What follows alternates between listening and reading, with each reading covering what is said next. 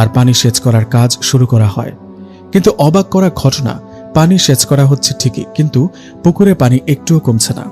এভাবে ঘন্টার পর ঘন্টা পানি সেচ করার পরও পুকুরের এক ফোঁটা পানিও যখন কমছে না, তখন সবাই বুঝতে পারে এই পুকুরে কোনো সমস্যা আছে। সবাই বুঝতে পারেন পুকুরে ভুতুরে কিছু থাকায় এই বাচ্চা দুটোকে পাওয়া যাচ্ছে না। কোনো উপায়ে বাচ্চা দুটোর খোঁজ না পেয়ে সবাই হাল ছেড়ে দেন। এরপর থেকে সেই পুকুরকে সবাই ভুতুরে পুকুর বলে ডাকতে থাকে। এর মাঝে কেটে যায় 7টা দিন। 7 দিন পর ওই বাচ্চা দুটো লাশ পুকুরের উপরে ভেসে ওঠে।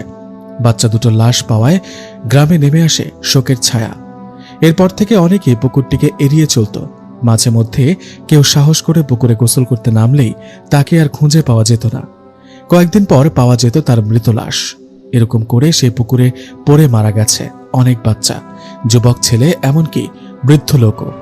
আপনাদের মনে হয়তো প্রশ্ন আসতে পারে, পুকুরে কেউ মারা গেলে তাকে খুঁজে পাওয়া যায় না কেন, আর সেই পুকুরে কয়েকদিন পর তার লাশই বা ভেসে ওঠে কেন? শুনুন তাহলে। একবার সেই গ্রামের মেম্বারের বাড়িতে ঘুরতে আসে মেম্বারের ছেলের শহরে একটা বন্ধু। ছেলেটা শহরের হওয়ায় ভূত প্রেত এগুলো একদমই বিশ্বাস করত না। মেম্বারের ছেলে ওর শহরের বন্ধুকে অনেক না করার পর ছেলেটা কোনো কথা না শুনে নেমে পড়ে সেই ভুতুরে পুকুরে।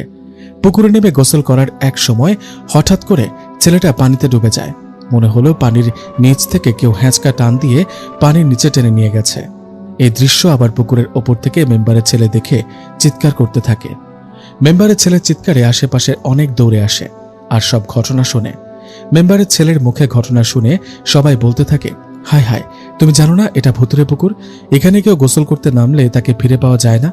সবার কথায় মেম্বারের ছেলে বলে, আমি তো ওকে অনেকবার মানা করেছি, কিন্তু ও তো আমার কোনো কথাই শুনল না। এদিকে আস্তে আস্তে ব্যাপারটা পুরো গ্রামে ছড়িয়ে পড়ে। মেম্বার সাহেবের কানেও খবরটা যায়। মেম্বার এই খবর শোনার সাথে সাথে সেই পুকুর পাড়ে এসে উপস্থিত হন। ব্যাপারটা কেমন হয়ে গেল? শহর থেকে একটা ছেলে ঘুরতে আসছে, এখন সেই ছেলেকে যদি খুঁজে না পাওয়া যায় তাহলে তার মা বাবাকে কি জবাব দেব? কথাটা বলে মেম্বার তার কর্মীদের হুকুম করে, এই যাও, জাল নিয়ে আসো, ডুবুরিকে খবর দাও। মেম্বার সাহেবের এমন কথায় গ্রামের অনেকে মেম্বার সাহেবকে বলেন, মেম্বার সাহেব, ডুবুরি ডেকে কোনো লাভ নেই, জাল ফেলেও কোনো লাভ হবে না, আসল ব্যাপার অন্য কোথাও। এই বলে সবাই মেম্বার সাহেবকে ঘটে যাওয়া সব ঘটনা খুলে বললেন।